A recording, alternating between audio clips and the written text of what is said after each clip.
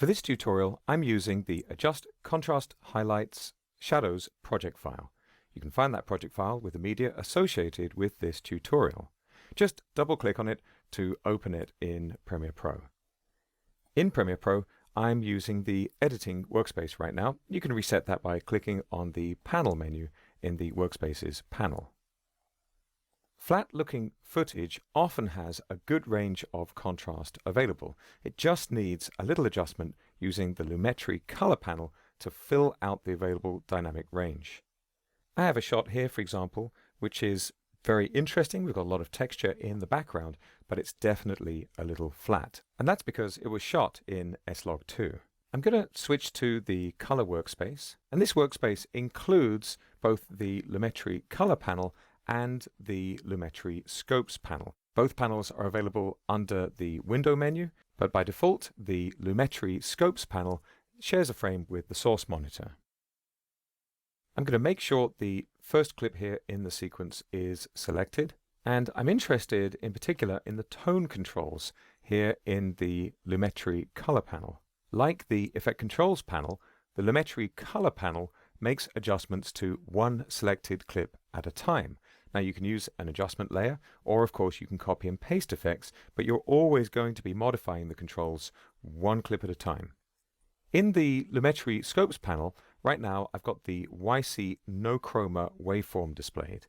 You can access that by right-clicking in the middle of the panel and choosing the waveform, and you'll want to make sure that under the Waveform Type submenu you've got YC No Chroma selected rather than one of the other options.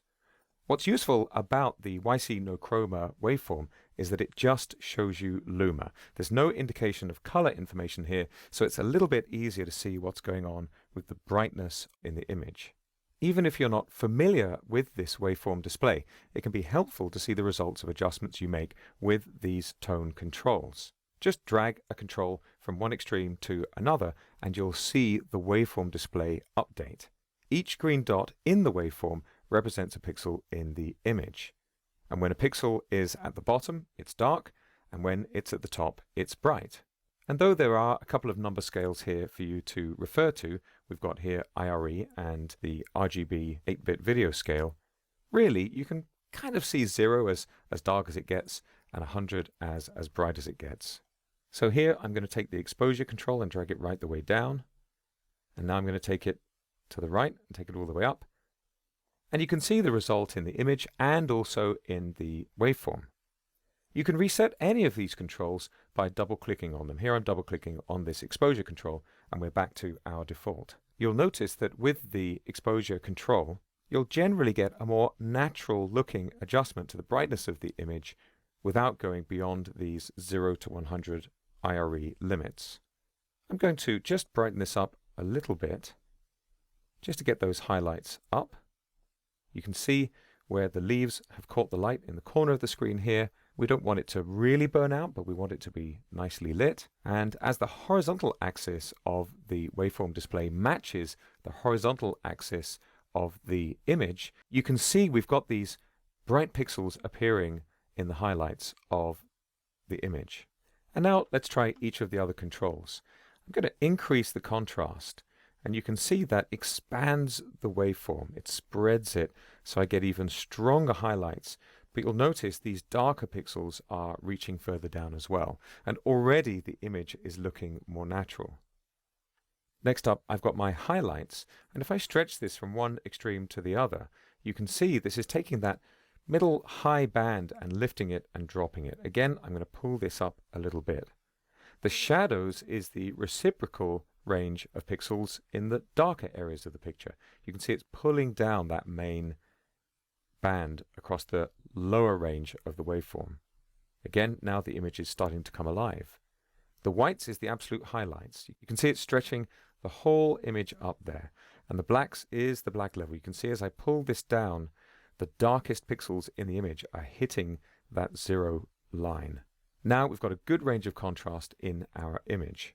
Making adjustments to these controls really is a science and an art, and there is no absolute right and wrong other than the delivery requirements for your finished medium. That could be a broadcaster who specifies specific limits for the highlights and the shadows in the image. It's worth noting that these controls adjust the brightness of the image. They don't change the colors. However, we do have a saturation control here, and as I increase this or decrease this, you can see it does have a minor effect on the overall brightness. Let's pull this up a little bit. Also, right at the top here in the basic correction section of the Lumetri Color panel, we have a temperature and tint option. I can drag the whole image over towards the warmer end of the scale or the cooler end of the scale. And you'll find very often when you're perhaps mixing interior and exterior light, in those more complex lighting situations, you might want to compensate for a tint and pull this towards the green or the magenta. You want to be a little bit careful about putting too much magenta in, because it tends to make people look rather unhealthy. I'll just double click to reset this control. We're not working here with high dynamic range media, but if we were, we could go to the panel menu in the Lumetri Color panel and enable the high dynamic range options. This allows us to bring the high dynamic range specular highlights, that's the very, very bright sections of the image, much, much higher. It won't show up here because, of course, we're not working with this type of media. But if you've got the right media and the right output display, you'll really see the impact. If you have downloaded the media associated with this tutorial, there are several other clips from the same location that you can experiment with using these controls.